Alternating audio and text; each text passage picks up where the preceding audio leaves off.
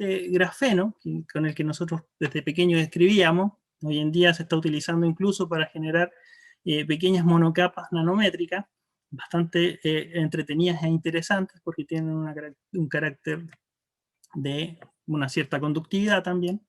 A nivel más natural, los animales, por ejemplo, en el caso del gecko, que en sus pequeñas patitas tienen estructuras nanométricas. Si uno ve una imagen electrónica, de microscopía electrónica de barrio, se puede encontrar que tiene unas protuberancias que son unas nanoespátulas, que son las que permitirían que este gecko pueda caminar por las paredes sin ningún problema. Así que los nanomateriales ahí están aportando muchísimo. Yendo un poco más allá, los virus, en general, son estructuras nanométricas. O sea, un virus tiene un término medio de entre 100, 200 nanómetros de estructura, y que finalmente tienen esa característica de ser nanomateriales naturales, ¿ya? Y que tienen una estructura conferida por sus proteínas, su información genética dentro de su interior, y son todas nanoestructuras finalmente, biomoléculas que son de tipo nanoestructura. Incluso hace algunos años algunos investigadores estaban proponiendo utilizar estas cápsides de algunos virus como estrategia para dirigir fármacos. Obviamente eso todavía está en desarrollo y requiere de mucha investigación para poder que algún día podamos ver tal vez alguna aplicación de este tipo. Las bacterias, bueno, y los microorganismos unicelulares también son algunas de carácter nanométrico. Aquí, por ejemplo, la Helicobacter ubique tiene 350 nanómetros de tamaño. Hay unos parásitos intracelulares que sufrimos mucho en el laboratorio nosotros cuando trabajamos con células, que son estos micoplasmas, que tienen un tamaño de 200 nanómetros, un tamaño muy nanométrico. Hay unas estructuras un poco mayores como las nanoarqueas. Al día de hoy, la célula eucarionte, o sea, la célula que más se parece a las células que nosotros poseemos en nuestro cuerpo, la más pequeña es de cerca de 800 nanómetros. Entonces, estamos en un mundo nanométrico a nivel unicelular. Y una célula justamente convive con un mundo nanométrico. Los anticuerpos, que tienen alrededor de 12, 16 nanómetros, que son parte esencial de nuestro sistema inmune, son verdaderas nanoestructuras con una selectividad y una características muy específicas, bastante interesantes. Bombas que están presentes en las membranas, que tienen 10, 12 nanómetros, tienen funciones, son verdaderas maquinarias. Lo ideal, nosotros que trabajamos en nanomateriales, vemos cómo la naturaleza tiene estructuras ideales con una eficiencia y función muy interesante y que nosotros deseamos siempre emular. Algunas enzimas, sitios activos de enzimas que tienen múltiples funciones en el organismo, tienen sitios activos de 5 nanómetros. Entonces, si nos estamos dando cuenta, todo esto está a nivel nanométrico. La membrana, que es la que recubre a estas células, la membrana celular, es un verdadero cristal líquido muy dinámico que tiene la capacidad de cambiar y de responder muy rápido a este entorno. No es como nosotros normalmente lo estudiamos, que nos muestran una imagen de esta bicapa y que nos muestran todo ordenadito, sino que esto tiene la capacidad de tener mucho dinamismo e ir cambiando momento a momento a medida que las células van sensando su entorno, y su entorno es nanométrico finalmente. Entonces las células, en general las de nuestro cuerpo, conviven en un entorno nanométrico, por lo cual no es extraño pensar que si nosotros tenemos la posibilidad de manipular la materia a escala nanométrica, podamos diseñar tratamientos en esta escala.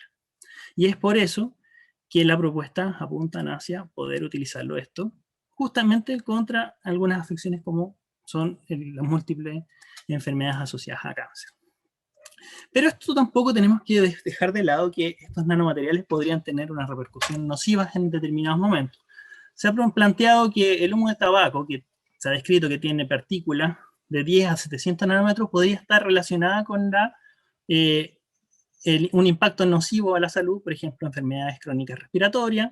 Incluso se cree que podrían estar asociados a la formación de cáncer, o sea, estas pequeñas nanomateriales podrían estar implicados en esto, o sea, no son siempre tan buenos estos nanomateriales. Hay algún estudio simpático como este, que se dejaron unos utensilios sobre un material y se estudiaron lo que se desprendía de estos utensilios que eran de plata, y se vieron que desprendía siempre que se dejaba el material nanopartículas de plata, de alrededor de 100 nanómetros. Las tuberías de agua también se han visto sobre todo aquellas que son de origen metálico, las de cobre incluso, que desprenden partículas, y estas partículas que son no controladas, porque no tenemos el control de un diseño de ella, aparentemente podrían tener una repercusión nociva a desarrollo de ciertas enfermedades, como incluso la enfermedad de Alzheimer. Entonces, estas partículas que nosotros vemos en nuestro entorno también podrían estar implicadas en aspectos negativos y nocivos para la salud. Entonces, hay que empezar a barajar y ver cómo ocurren estos procesos. Bueno, ahora, cambiando un poquito el switch, vamos a entender un poco lo que es el cuerpo humano. Y nuestro cuerpo humano está conformado por cerca de 30 billones de células eucariontes, sin contar las células de la microbiota, que son muchísimas también. Pero estas células eucariotas tienen, si bien son cerca de 30 billones, se han descrito que tienen según su posición o su ubicación en el organismo, tienen una función muy específica.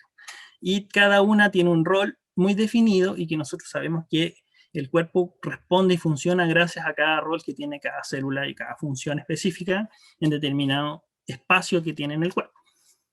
En este sentido es que bajo determinadas circunstancias, distintos factores externos, que ocurre que aparentemente estas células, alguna de estas células, empieza a acumular mutaciones, y esta acumulación de mutaciones puede generar que estas células pierdan su función específica y se descontrolen, y empiecen a crecer en este sitio y empiecen a afectar estos órganos, y esto es lo que nosotros empezamos a entender que puede ser un crecimiento anómalo, que generalmente se asocia a un tumor, que puede ser de origen inicial benigno o ya más nocivo, que generalmente es un tumor maligno que es necesario extirpar en condiciones posibles, porque generalmente se asocia a lo que sería un cáncer. Bueno, entonces, el cáncer ocurre porque estas células que están funcionando bien y que tienen su función bien específica en determinados órganos, aparentemente empiezan a acumular bajo el tiempo mutaciones. Y estas mutaciones le confieren una pérdida de función específica que tienen y a que estas mismas células empiecen a proliferar muchísimo en este órgano. Y esta pérdida de función, pérdida de diferenciación que tienen, lleva a largo plazo a un crecimiento maligno que obviamente va a generar un efecto inflamatorio que va a tener una repercusión en el órgano en el cual está creciendo, que va a ser negativo y nocivo, y eventualmente esto va a tener una repercusión a la salud del paciente. En esta imagen, que es bastante guapa, lo que tenemos es un crecimiento in vitro, o sea, estas son células que uno colocó en una placa de cultivo y se marcaron, y específicamente se incorporó una célula tumoral que se conocía, y obviamente se utilizaron marcadores específicos para estas células tumorales, y se puede apreciar que es diferente en forma. Si bien es del origen inicial de la misma línea celular, tiene una forma diferente, y en el tiempo estas células empiezan a crecer y empiezan a invadir ese espacio, afectando a aquellas células normales que tienen su función. Esto que nosotros estamos viendo como imagen en el laboratorio in vitro es muy fácil, es muy posible, plausible, y sería ideal poder hacerlo en el organismo, pero es muy complejo porque nuestro organismo tiene muchas más dificultades, y eventualmente lograr tener estas imágenes se dificulta, y ahí es donde nosotros empezamos a tomar interés en los nanomateriales.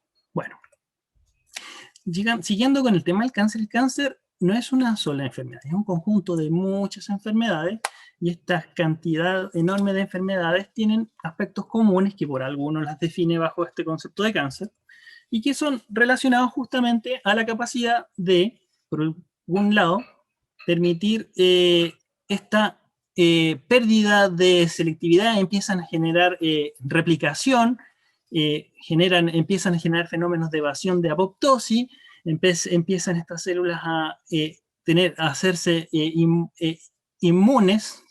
Inmunes al sistema inmune suena chistoso, pero en realidad lo que ocurre es que se evaden el sistema inmune realmente. Obviamente dejan de perder su función en el órgano en donde están, y a largo plazo llegan luego a un fenómeno que se conoce como, bueno, también a medida que va creciendo este tumor va requiriendo la presencia de vascularización, entonces empieza a generarse angiogénesis también, y en este proceso también pierden esa capacidad de mantenerse en el tejido y se empiezan a liberar del tejido inicial y generan la metástasis, que sería la estadia más avanzada de los tipos de cáncer y que es la más compleja, porque estas células que comienzan en un tumor empiezan a invadir otros órganos y empiezan a generar tumores en otros órganos. Entonces es bastante complejo este proceso, y justamente es el de mayor desafío el día de hoy para el tratamiento, porque un paciente que llega a esta estadía prácticamente tiene muy poca probabilidad de recuperarse.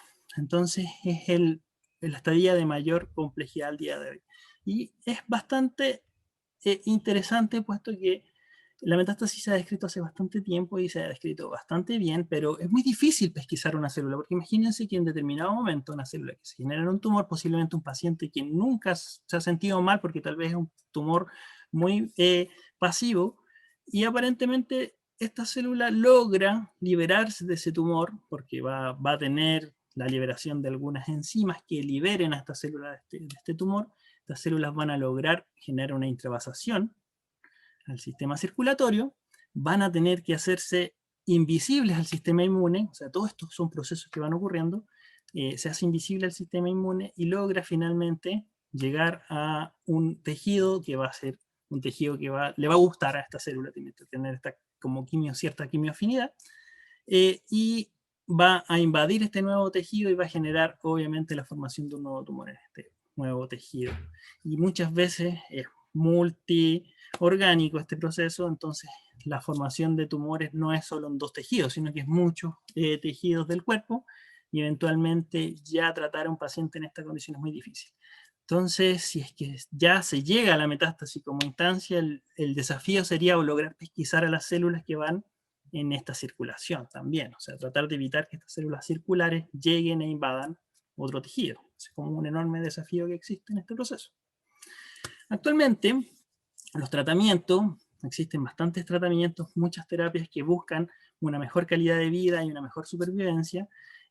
Obviamente están relacionados con avances tecnológicos que nos han permitido, por ejemplo, avances en imagenología, avances en una medicina de precisión gracias al tratamiento inmunológico, al conocimiento del genoma humano. Entonces, al día de hoy existen bastantes herramientas que han ido en conjunto a mejorar justamente los tratamientos contra el cáncer. Si uno ve la línea, el desafío actualmente, en realidad tenemos que tratar estas células que se están dividiendo, y el desafío ocurre por lo siguiente, porque estas células siguen siendo de nuestro cuerpo, se siguen pareciendo mucho a nuestras células del organismo, y hacer un tratamiento dirigido y selectivo tiene ese desafío, porque hay que buscar algo que sea muy específico, muy único de esas células, que no interfiera con otras células para poder tratarlas. Esa es una de las razones o las causas de que muchos de los tratamientos contra el cáncer sean muy dañinos finalmente para las personas que lo están llevando a cabo.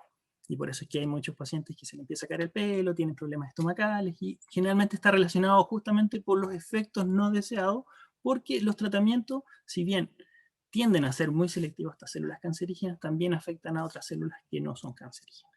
Entonces el desafío va por ahí por intentar buscar marcadores, biomarcadores de la célula, que nos permitan dirigir tratamientos anticancerígenos para poder ocuparlo. En este aspecto, los nanomateriales también tienen un rol bastante importante, porque se pueden modular, como lo vamos a ir viendo luego, y podemos dirigir un poco más selectivo ciertos tratamientos, y de esta manera hacer mucho más accesible un tratamiento más específico a células cancerígenas.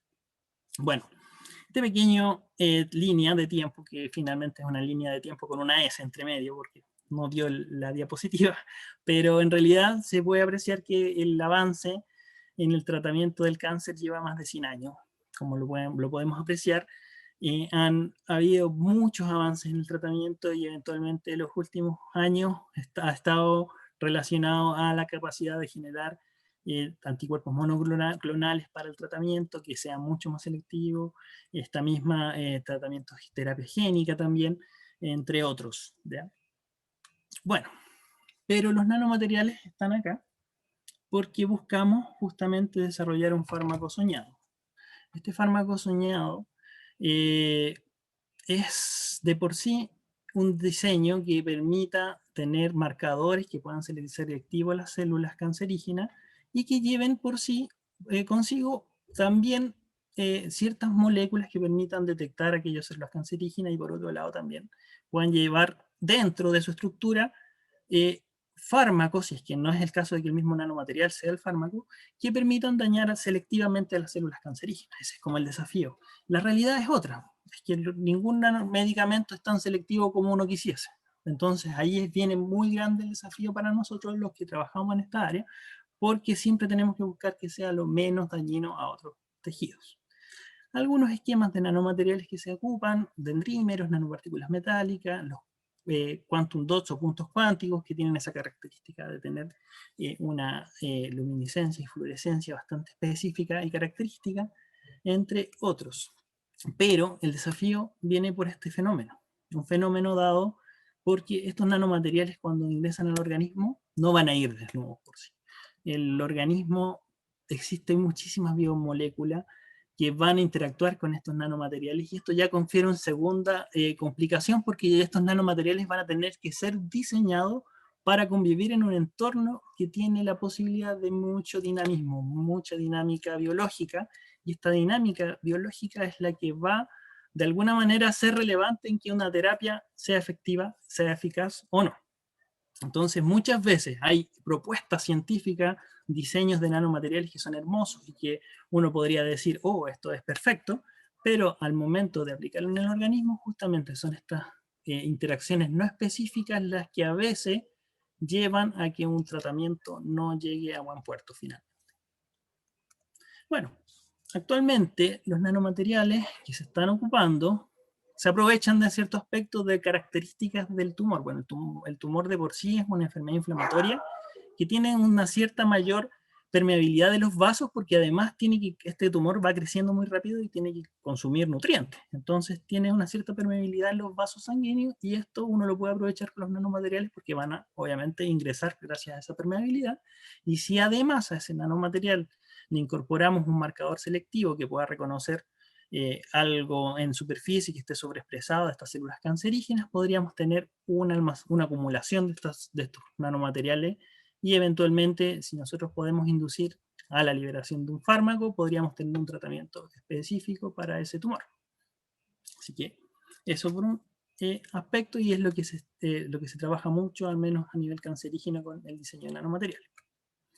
Entonces, lo que se propone entonces, es tener un nanomaterial, un objetivizado, ¿no es cierto?, que tenga los marcadores específicos, puede tener en su interior estos quantum dots que van a tener luminiscencia o fluorescencia, nanopartículas magnéticas, fármacos en su interior, pueden ser liposomas que van a estar recubriendo estructura, y que de esta manera van a ser dirigidos, van a tener estos, en este caso es un esquema de un anticuerpo, para demostrar de alguna manera que hay selectividad, van a dirigirse, van a entrar selectivamente y van a poder utilizarse en un tumor para poder, por un lado, detectar este tumor, ya que van a tener marcadores fluorescentes, o en el caso de poder utilizar ciertos estímulos, poder liberar selectivamente el fármaco o poder dirigir selectivamente los nanomateriales a esta región. Entonces, dependiendo del diseño del nanomaterial, uno puede empezar a jugar con lo que uno desea también. Por ejemplo, si tiene nanomateriales o moléculas magnéticas, uno con un imán puede ayudar a dirigir estas nanopartículas hacia el tumor, por ejemplo. Si son partículas metálicas las que están conformando el núcleo de este nanomaterial, a veces algunas nanopartículas metálicas pueden ser estimulados por estímulos externos como luz infrarroja, campos magnéticos también, y algunos rayos X, y de esta manera alterar su estructura y liberar ciertos fármacos de manera selectiva. Y también poder utilizar esto como estrategias de imagenología. Entonces, en función de cómo se está diseñando este nanomaterial, es las estrategias con las cuales puede uno utilizar esto para las aplicaciones en cáncer. Esta terapia o esta propuesta que lleva bastantes años ya es bastante interesante, que es una terapia en donde se utilizan nanopartículas metálicas que tienen la capacidad de absorber luz infrarrojo cercano y al interactuar con esta luz infrarroja tienen la capacidad de generar calor localizado. Lo interesante es que la luz infrarroja puede penetrar los tejidos, entonces podría llegar bastante profundo y interactuar con nanopartículas que pudiesen estar en un tumor en una zona bastante compleja, de difícil acceso, por ejemplo, para una cirugía. Al generar este calor localizado, uno podría controlar esta energía que se libera y podría generarse un fenómeno que se conoce como cirugía molecular, que finalmente es esa cirugía porque el calor dañaría estas células que incorporaron estas nanopartículas y podría dañar solo esas células que fueron tratadas con estas nanopartículas. Entonces, es bastante interesante esta terapia fototérmica porque además, según la modulación de la energía, en este caso infrarrojo cercano, uno podría tener señal fotoacústica para poder hacer diagnóstico, señal fototérmica también para hacer diagnóstico y eventualmente, en el caso de no querer dañar, hay determinadas nanopartículas que llevan consigo fármaco y con una pequeña cantidad de energía pueden liberar el fármaco y obviamente hacer terapia también. Entonces no necesariamente tiene que ser un daño tan agresivo tal vez, sino que también podría ser llevando un fármaco dentro de su estructura. Lo que sí actualmente tiene un poco más avance, y estos son propuestas, muchas de estas son propuestas que eventualmente están todavía en estudio, es a la mejora que los nanomateriales han permitido a técnicas de imaginología. Como por ejemplo imaginología, tomografía de emisión de positrones, resonancia magnética de imagen, fluorescencia, tomografía computada. Y todo esto gracias a que justamente permiten, dado los avances tecnológicos con estas técnicas y aparte permitirse con estos nanomateriales dirigirlos selectivamente a ciertas regiones, poder detectar en determinados momentos donde hay un tumor específico. Entonces esto es bastante interesante porque de esta manera nosotros podríamos reconocer específicamente dónde se está formando un tumor. Actualmente el desafío no es detectar el tumor, es detectarlo muy temprano, prácticamente cuando hay muy pocas células, porque mientras más temprano es la detección, más temprano puede ser el tratamiento y de esta manera cada vez ir en mejora del tratamiento para los pacientes.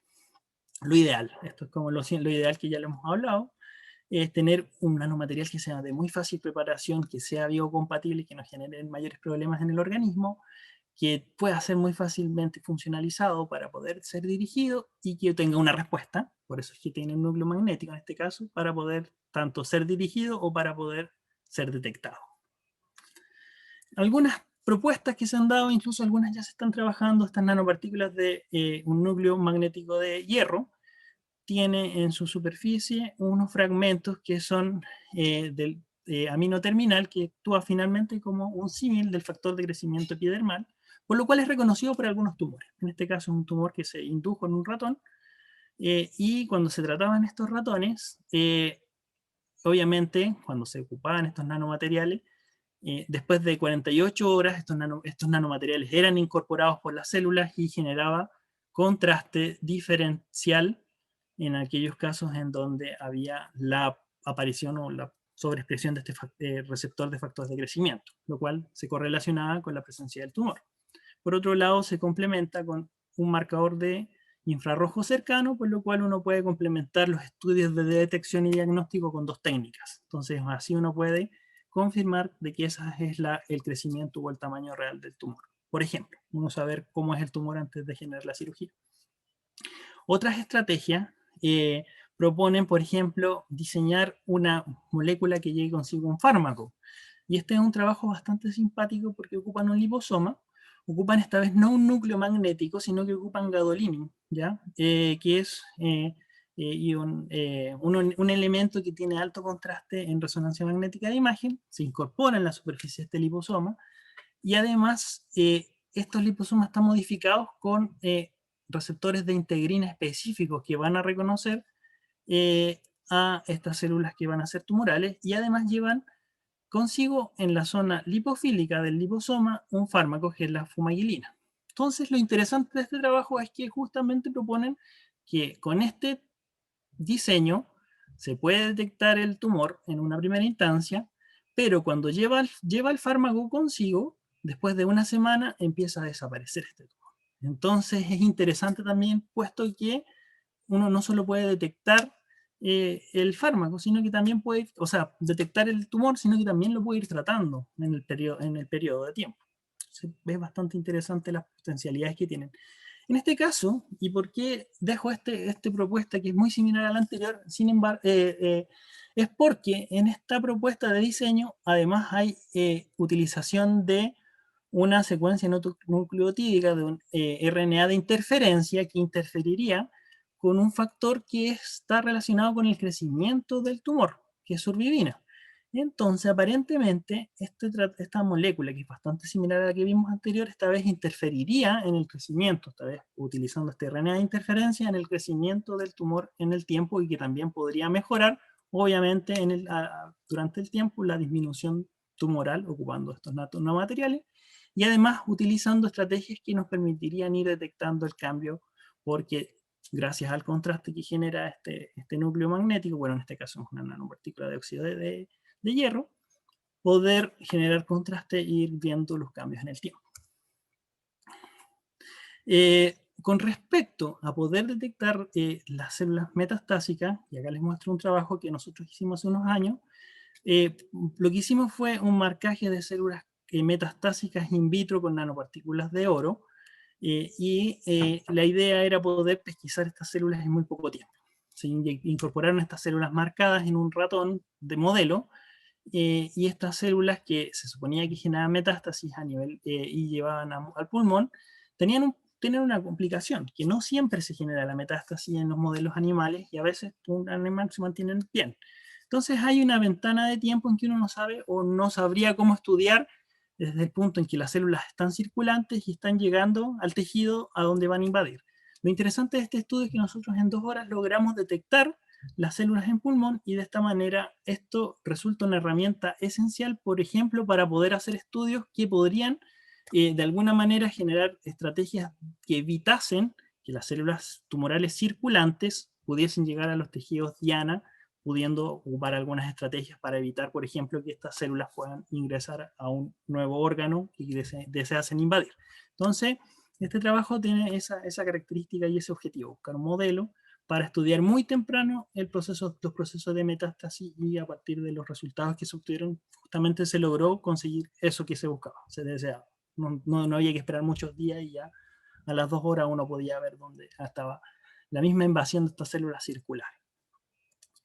Otro trabajo, pero esta vez no es de nosotros, es un trabajo bastante interesante en donde se utilizan 2 tipos de partículas magnéticas y unas nanopartículas de oro, porque la idea era justamente que estas fueran reconocidas por células tumorales circulantes, y por un lado las magnéticas permitían de alguna manera retener estas células en una sección específica, y por otro lado las nanopartículas de oro, que en este caso son unas nanobarras, permitirían por detección fotoacústica confirmar que las nanopartículas que estaban retenidas ahí magnéticamente eran justamente las células que eran cancerígenas, tumorales. Entonces eso podría ser una estrategia, por ejemplo, para pesquisar justamente esas células tumorales circulantes y evitar que invadan a otros tejidos.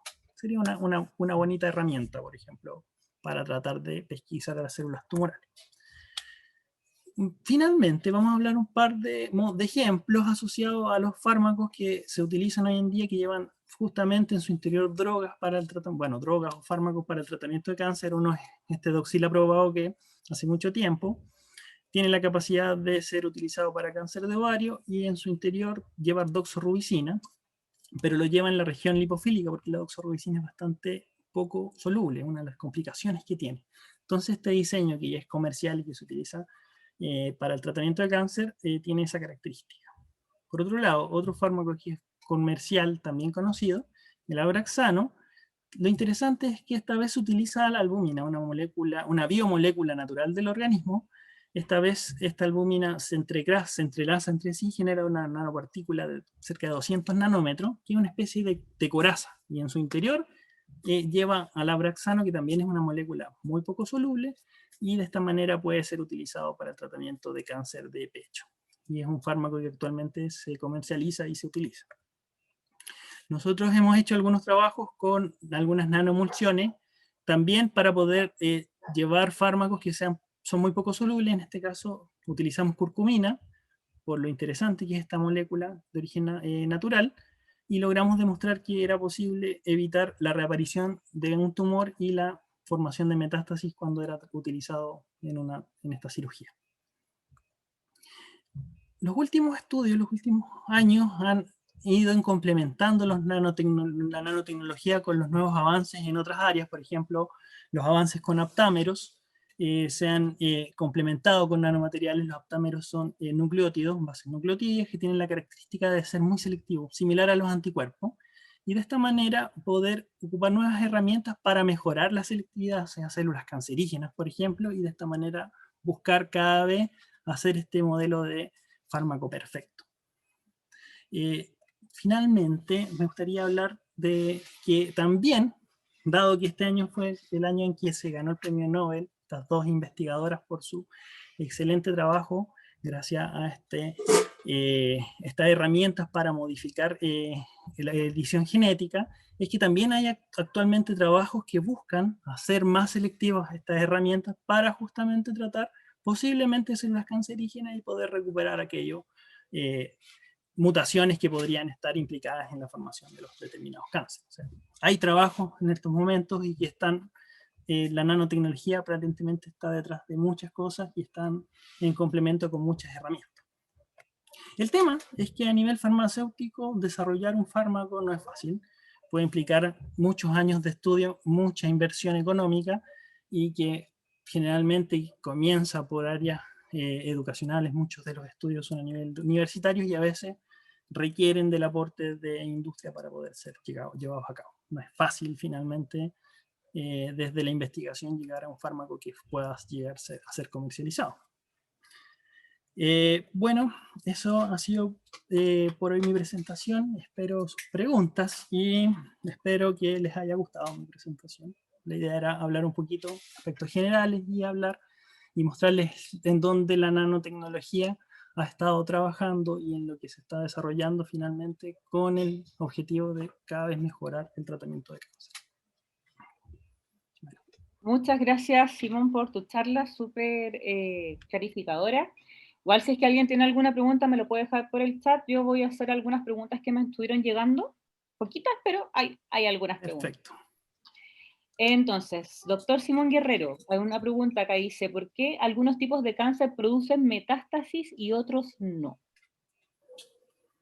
Buena pregunta. La verdad es que el fenómeno causado por metástasis finalmente se debe a mutaciones acumulativas que van teniendo las células, entre ellas que algunas células permitan generar o secretar ciertas enzimas que permitan que estas células tumorales puedan romper la matriz extracelular y de esta manera poder liberarse del tumor inicial y de esta manera ir al siguiente paso, que sería tratar de ingresar a generar la intravasación, que es otro fenómeno que también requiere de modificaciones genéticas y de nuevas enzimas. Así que es un proceso secuencial finalmente, al menos así se entiende. Pero claro, mientras no haya mutaciones, de por sí no vamos a tener metástasis, va a ser una acumulación de mutaciones. Súper. Otra pregunta que nos llegó es, ¿qué es la medicina de precisión? Interesante pregunta. Bueno, la medicina de precisión es un área que hoy en día apunta a ser muy específica, muy selectiva. Justamente lo que busca es tener un conocimiento prácticamente genético del paciente y de esta manera actuar prácticamente paciente a paciente. Eso es lo que busca, al menos ese es el objetivo. Entonces, dentro de todo, eso quiere decir que tiene que uno tener un conocimiento muy específico de cada paciente para poder tratarlo finalmente. Hay otra pregunta, pero en verdad cuando apareció, creo que después la contestaste, que te preguntaban, ¿algún fármaco nanomaterial se encuentra disponible para su uso en pacientes? Y si es así, ¿para qué tipo de cáncer? Eso llegó antes de que te pusieras a hablar, digamos, justamente de la Claro. Abraxane. Bueno, hay más, ¿eh? Yo solo hablé de estos ejemplos que son los más conocidos, pero los últimos par de años han aparecido y en especial lo que más hay actualmente, más que fármacos, son estas terapias que permiten mejorar el contraste. Ahí han habido más avances de la nanotecnología. Y eventualmente todos estos modelos o estos ejemplos que utilicé, algunos tienen el potencial para llegar, pero todavía no han llegado. Eso. ¿Y alguna de estas terapias se usan en Chile o no? Todavía Bueno, no. el Abraxano y el Doxil se utilizan a nivel comercial, son accesibles. A nivel de imagenología, yo tengo entendido que hay agentes de contraste nanométrico, sobre todo nanopartículas de hierro, pero específicos, no, así como de la última tecnología, no sé si han llegado los últimos, pero imagino que van a llegar. Acá igual hay avance. Sí. Y la última pregunta dice, ¿una terapia con nanomateriales sería más caro o más barato que una terapia convencional?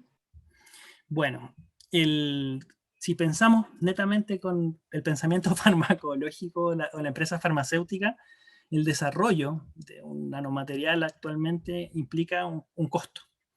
Uno esperaría que eventualmente siempre fuese accesible a todos, pero al menos los primeros años de una liberación de una de estas terapias no va a ser económica, por todo lo que implica en costo. Y eventualmente a largo plazo, si esto se puede masificar, debiesen bajar mucho los costos porque hacer nanomateriales finalmente no es tan costoso dependiendo del tipo de nanomaterial. ¿Ya? Hay nanomateriales que son mucho más costosos, por ejemplo, existen unos nanodiamantes que son muy bonitos y prácticamente tienen mucho potencial, pero se pueden imaginar que es carísimo obtener esos nanodiamantes. Entonces ahí no sería tan accesible. Pero producir liposomas es mucho más accesible.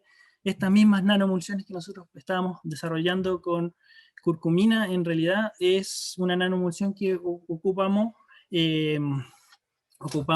fosfolípidos que vienen de origen de la soya, la misma curcumina, y en realidad obtener este producto es muy económico. El tema es que obviamente todo lo que implica para poder llegar a un producto comercial involucra harta economía de por medio. Entonces, inicialmente de seguro que va a ser un tratamiento costoso, pero uno esperaría que con el tiempo realmente se pudiese equiparar a un tratamiento mucho más accesible. Súper, bueno, esa era la última pregunta que tenía, de las que me había llegado. Lo que sí, igual es importante hacer hincapié que en parte la gracia de la nanotecnología es que con esto uno puede también disminuir las dosis, y disminuir las dosis significa también Claro, disminuir las reacciones adversas medicamentosas propias de todos los quimioterápicos en general, que son los medicamentos que exacto. se utilizan para el tratamiento contra el cáncer.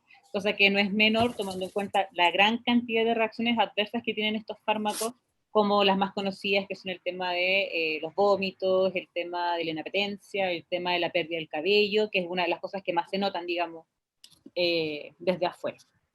Bueno, Y es cierto, muy cierto lo que sí. dices. Y Y con esa es esto una de las grandes terminamos características entonces. también de lo que busca la nanotecnología.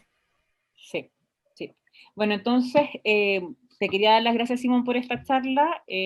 También le doy gracias a las personas que estuvieron acá, que después, digamos, vamos a subir esta charla a YouTube para que también lo pueda ver mucha gente, así que ahí vamos a compartirla para que ustedes también puedan compartir y mostrárselo a sus amistades.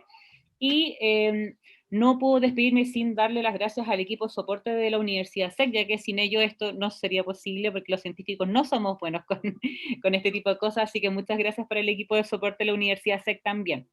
Y aprovecho, antes de terminar, dejar los invitados para mañana, donde tendremos una charla del doctor Víctor Díaz de la Universidad San Sebastián, donde nos va a hablar sobre investigación y desarrollo de nanoaptámeros ópticos para la detección de contaminantes usando imagenología con smartphones. ¿Ya? Así que los dejo entonces invitados para mañana y nos vemos. Entonces, muchas gracias a todos, que estén muy bien. Hasta luego. Chao.